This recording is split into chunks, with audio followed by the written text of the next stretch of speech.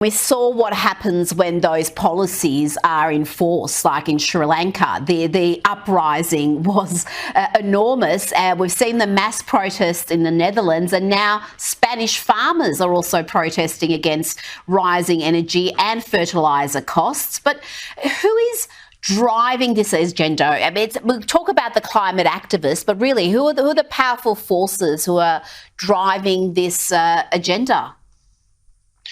Well, you can think of it as, the leading, I call it in Fossil Future, our knowledge system, so the leading institutions and people we rely on for expert knowledge and guidance. And I argue they've totally failed. And really, they're operating on anti-human ideas. So it's kind of like a doctor who's on the side of the germs, giving you advice on how to deal with the virus. That's really what they're doing, right? Because we want to know, how do we have low-cost, reliable energy? And you notice that guy who was using the Tanya Harding attack on fossil fuels, notice he also said, we need to use efficiency, which just means less electricity. So his solution is for human beings to have less power. And that's really what this movement is about. And unfortunately, this anti-human idea that human impact is evil and should be eliminated has permeated so many of our leading institutions. So there are many corrupt people like Klaus Schwab and these kinds of goons, and Guterres, who runs the UN, who's a total thug. I mean, there are all these evil people, but it's really the anti-human ideas that we've accepted